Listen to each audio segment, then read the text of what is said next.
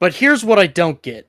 We have people just absolutely going for the throat of Chastain. Just going for it. I mean, you see it all over social media.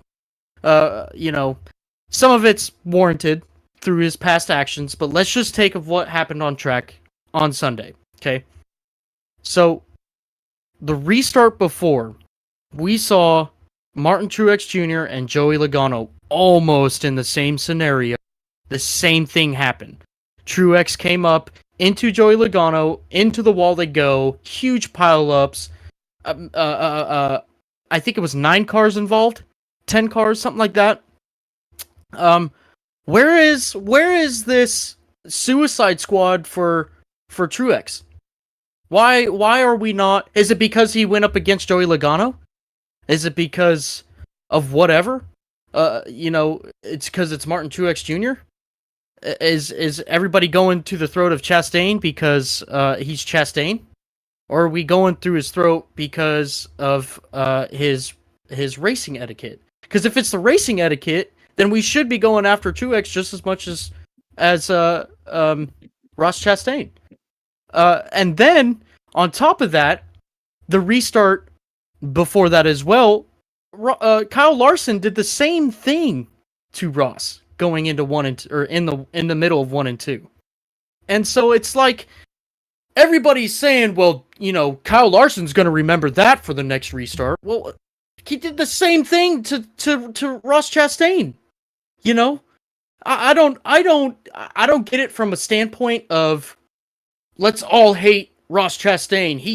He's the problem in NASCAR. I don't get that when there are evidence of drivers doing the same thing restarts before and causing the same issues but not getting anything for it. That's my point. Now again, I'll go back to what I prefaced. Ross Chastain, what he did was stupid. I'm not denying that. What I don't get is the backlash on social media and through drivers. That is coming from the fact that it always seems to be Chastain. It just seems to be a thing that keeps happening. Some of it was warranted, and I think it goes back to last year where he was just kind of moving people out of the way. People didn't really care until it happened to Chase Elliott, and that's when people are like, oh, Ross Chastain kind of sucks because that gateway he moved Chase Elliott too. And that's when people were started to get really upset with Ross. But it's because it keeps happening. Now, go back to the Truex and Logano thing.